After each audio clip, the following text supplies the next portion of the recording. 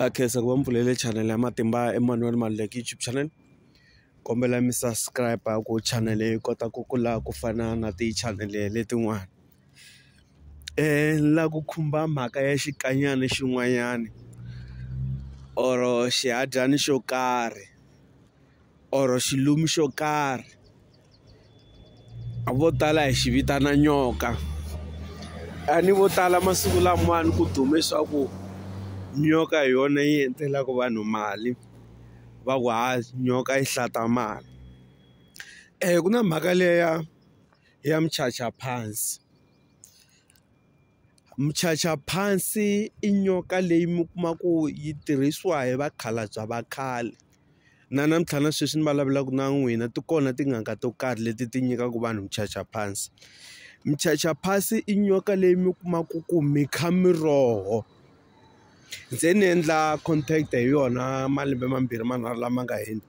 Mi kha miroho hi yona ngopfungopfu mi kuma ku i vanhu lava vo chava ku gangisa kumbe vo chava ku vulavurisa vavasati or vanhwanyana va kha va tirhisa xikanyana lexiya. Loko a lava ku ta tiyela kwala yena i fika a ti kumela laha ku nga tshama vanhu va xisati. Ngopfungopfu mi kuma ku hi le tindhawini ta laha ku nwiwaka swi nwiwa masiku lamawani.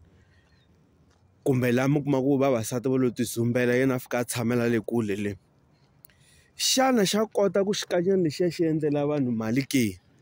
Va kona lava mi kuma ku va tirhisa xikanyana lexiya mi kuma ku loko i ri munhu wa xisati a ku vona ku i na mali, a fika a endla timhaka ta masangu na wena a ri na xona xikanyana lexiya.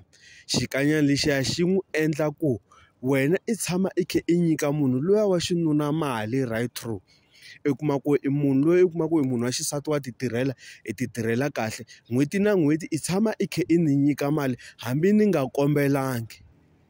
I kuma ku na kota ku ni fika ni va na ntlhanu or tsevu wa vahlekisani or vanhu lava ni hanyaka na vona ni ya ka lava va nga na timali ntsena. Lava ni tivaka ku loyiwani i na mali, i na ma-business wa ti tirhela i hola mali ya kahle. Loko n'hweti yi hela mi kuma ku munhu a ni nyika vo ma 2,000, 3,000 xikombiso, kumbe van'wanyana va mi nyika vo ma 20,000. Swi ta hi ku business leri a nga ka rona kumbe ntirho loyi a tirhaka wona i wa njhani. Mara mi kuma ku a kaya ni na nsati loyi ni tshamaka na yena. Mi kuma mi hlamala na kwala mugangeni ku kulukumba loyi a nga tirhi, mara swilo leswi a swi endlaka i tlula na vanhu lava tirhaka va pfukaka nampundzu va ya ku tirheni. Ma twisisa? Mi kuma ku kun'wanyana loko ni fika ni xi tirhisa xikanyana lexiya no ku ni nyiki mali ta kota ku xavela nsati mpahla. Ivi munhu a fika ni nyika vo ma 5,000, 6,000 a ku i ta xavela hulu mpahla le kaya le. Hikuva ni tirhisini xikanyana lexi va xi vitanaka ku muchachaphansi. Se loko u lava ku ta ti sivelela ka muchachaphansi ngopfungopfu n'wina vanhu va xisati, mi ya ka tin'anga ta xintu ka vaporofita ka vanhu vo karhi lava va dilaka hi swona sweswo.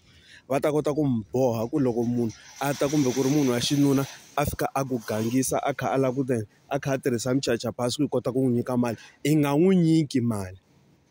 Because va tele ngopfu vavanuna van'wanyana va swi tirhisa swilo sweswo swa muchachaphansi. Ivi mi langutana laha mi kuma ku fambiwa ka ti-club leti hi nga ta ka hi nga ti hlayi hi mavito. Mi kuma ku munhu a ri wa xinuna i famba close to 7 or 6 wa ti-club hi n'hweti laha fambaka kona vavasati lava va n'wi nyika mali kun'wana va n'wi xavela mabyalwa. Thank you.